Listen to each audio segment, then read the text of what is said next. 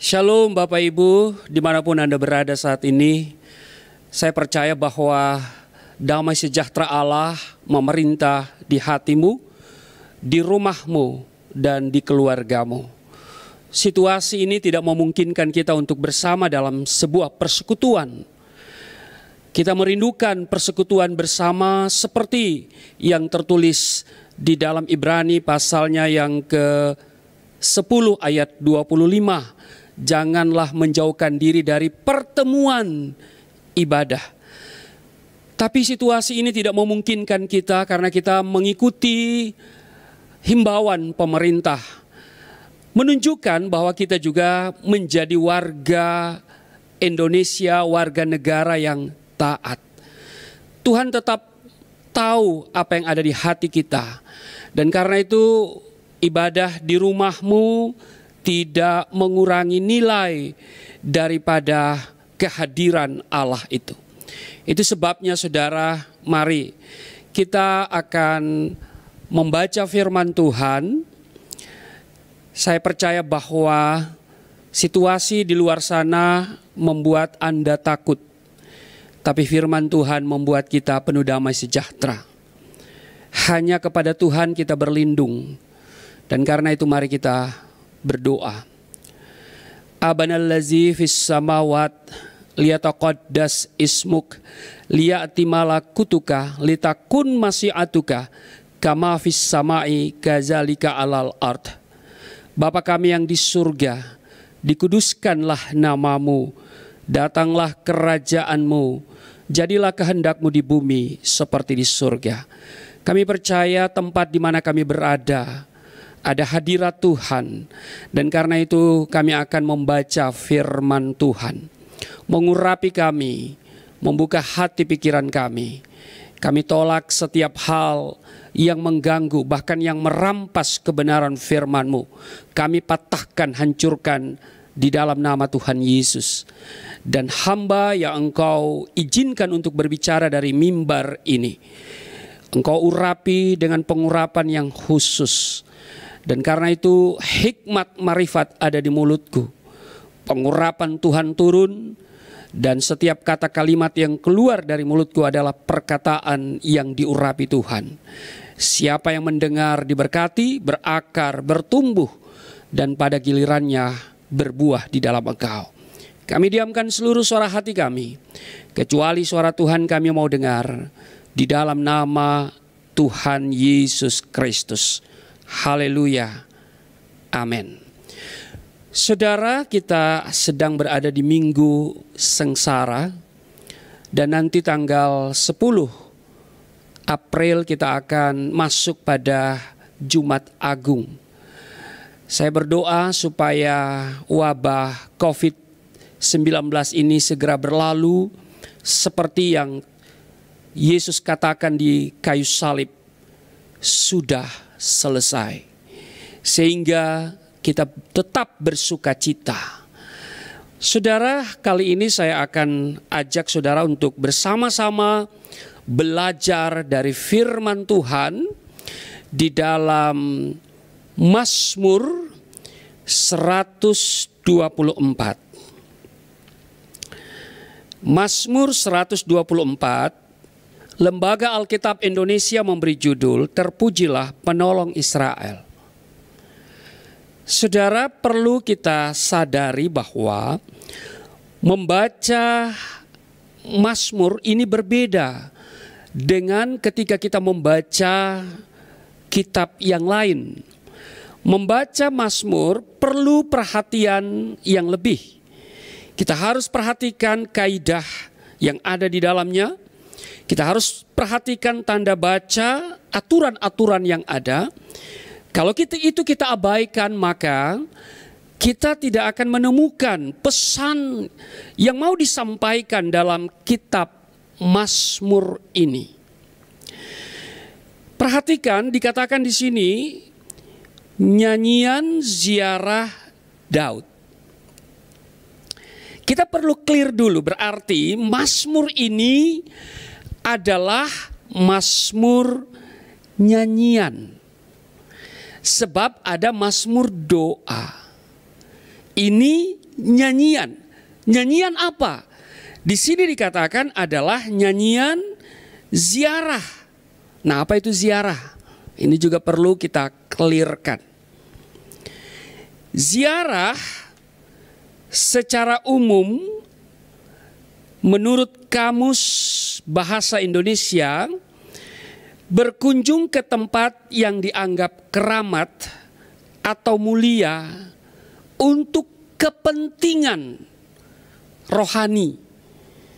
Tidak lain dan tidak bukan untuk berdoa dan untuk merenungkan sesuatu supaya di tempat itu orang menemukan kekuatan rohani, meningkatkan iman dan ketakwaan dia kepada Tuhan.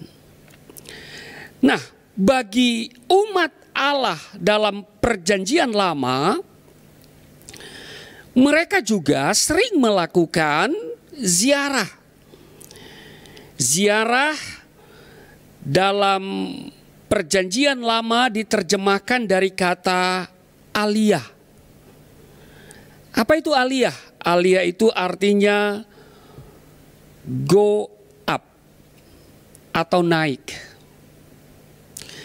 Nah, bagi umat Perjanjian Lama, mereka melakukan ziarah atau aliyah ini ke Yerusalem. Karena Yerusalem di zaman Daud itu sudah ditetapkan menjadi pusat kegiatan pemerintahan dan juga kegiatan kerohanian. Amat terlebih ketika Salomo berhasil membangun bait suci, maka Yerusalem menjadi kiblat seluruh kegiatan kerohanian. Dan bangsa Israel, mereka biasa melakukan ziarah ini minimal 3 kali dalam setahun. 3 kali dalam setahun mereka harus melakukan ziarah. Dalam rangka apa? Dalam rangka perayaan. Kalau kita lihat di Keluaran pasalnya yang ke-23, ayatnya yang ke-14, dikatakan begini, 3 kali setahun haruslah engkau mengadakan perayaan bagiku. Jadi saudara, dalam perayaan mereka melakukan aliyah. Perayaan itu diterjemahkan dari kata hak, HAG. Hari ini masih dipertahankan. Nah saudara, perayaan itu hak. Kalau bahasa Arabnya jadi HAJJ, Haj. Kalau bahasa Indonesianya jadi haji. Haji itu kan perayaan. Perayaan Idul Kurban. Maka mereka juga melakukan aliyah, go up. Atau biasa disebut dengan naik haji. Kemana? Ke Mekah. Nah, bangsa Israel juga melakukan hal ini. Ya, jauh sebelum umat Islam itu hadir, mereka sudah melakukannya 3 kali setahun.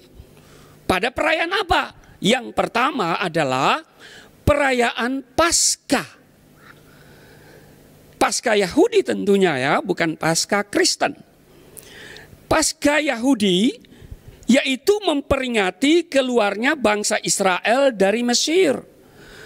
Disusul dengan perayaan roti tidak beragi selama 7 hari. Ini perayaan pertama yang mewajibkan mereka melakukan aliyah, go up. Kemana? Ke Yerusalem. Karena memang disebut Yerusalem itu berada di ketinggian 800 meter dari permukaan laut. Jadi orang yang ke Yerusalem dianggap go up, ya, naik. Jadi Bukan saja secara harfiah mereka berjalan naik, tapi juga iman mereka naik. Ketakwaan mereka itu naik. Rohani mereka naik.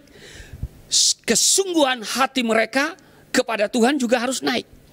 Jadi perayaan pertama yang mewajibkan mereka melakukan aliyah adalah pada perayaan Paskah. Yang kedua, perayaan Pentakosta. Jadi Pentakosta juga dirayakan oleh umat Yahudi. Mereka malah pertama merayakan itu, yaitu hari yang ke-50 sejak hari Sabat pertama setelah Paskah, sebagai hari raya tuayan dan ucapan syukur. Jadi hasil panen sepanjang tahun mereka kumpulkan, ya, yaitu buah sulung, mereka bawa ke Yerusalem untuk makan bersama. Ini perayaan yang kedua yang mewajibkan mereka melakukan aliyah, ziarah. Yang ketiga, yaitu perayaan Pondok Daud, yaitu memperingati pengembaraan bangsa Israel di padang gurun. Jadi mereka memperingati bagaimana nenek moyang mereka selama 40 tahun di padang gurun. Musim dingin tentu kedinginan, musim panas kepanasan. Maka mereka coba untuk masuk dalam situasi itu. Mereka membangun pondok di halaman rumah mereka, pondok dari dedaunan. Dan sekali-sekali mereka ada di sana, tidak ber-AC, tempat yang tidak nyaman, kepanasan, tapi juga mungkin kedinginan. Ini perayaan yang mewajibkan mereka melakukan ziarah ke Yerusalem. Nah, pada perayaan itu, atau pada tiga perayaan ini, maka mereka melakukan ziarah. Nah, pada perjalanan ziarah itu, salah satu mazmur yang dibacakan, diperdengarkan adalah Mazmur 124 ini. Clear kan? Jadi ingat, ini adalah mazmur nyanyian. Nyanyian ziarah. Ziarah mereka kemana? Ke Yerusalem. Dalam rangka apa? Perayaan. Perayaan apa? Yaitu Paskah, Pentakosta, Pondok Daud. Nah, baru kita baca, saudara ya. Memang saudara, baca mazmur itu harus teliti. Baru kita baca, saudara. Perhatikan. Di sana dikatakan begini. Ayat 1. Jikalau bukan Tuhan yang memihak kepada kita. Jangan abaikan tanda garis kecil itu, saudara. Ya kan? Di Alkitabmu. Lalu di dalam garis itu ada tulisan, biarlah Israel berkata demikian. Saudara ingat, ini adalah mazmur nyanyian. Sebagaimana nyanyian, maka ada yang disebut dengan kor. Ada yang disebut dengan ref. Yang selalu diulang-ulangi. Maka jikalau bukan Tuhan yang memihak kepada kita, ini kan nyanyian, maka itu adalah kornya, refnya. Maka cara membacanya pun harus mengikuti aturan yang ada. Sebelum kita pindah ke ayat berikutnya, kita harus balik ke kornya atau refnya. Baik, saudara, kita mulai.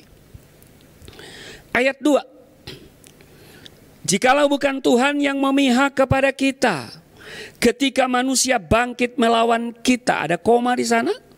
Sebelum masuk ayat 3, kita baca lagi, kembali ke ref. Jikalau bukan Tuhan yang memihak kepada kita, maka mereka telah menelan kita hidup-hidup ketika amarah mereka menyala-nyala terhadap kita, titik koma. Balik lagi ke kornya. Jikalau bukan Tuhan yang memihak kepada kita, maka air telah menghanyutkan kita, dan sungai telah mengalir melingkupi diri kita, balik lagi ke ref. Jikalau bukan Tuhan yang memihak kepada kita, ayat 5, maka telah mengalir melingkupi diri kita air yang meluap-luap itu. Nah, perhatikan ayat 5 dan ayat 6 ada spasi yang cukup jauh. Maka kita boleh balik, boleh juga tidak. Saya memilih ayat 6, 7, dan 8. Sekali aja saya balik ke refnya. Jikalau bukan Tuhan yang memihak kepada kita, terpujilah Tuhan yang tidak menyerahkan kita menjadi mangsa bagi gigi mereka. Jiwa kita terluput seperti burung dari jerat penangkap burung. Jerat itu telah putus dan kita pun terluput. Pertolongan kita adalah dalam nama Tuhan yang menjadikan langit dan bumi. Saudara, nah sekarang mari kita renungkan. Sebagai nyanyian ada yang diulang-ulangi, ref. Apa yang mereka ulang-ulangi? Jikalau bukan Tuhan yang memihak kepada kita. Ini mazmur ziarah. Sebuah perjalanan dari berbagai tempat menuju satu tempat, Yerusalem. Dan dalam sebuah perjalanan itu mereka membutuhkan satu hal, keberpihakan Tuhan.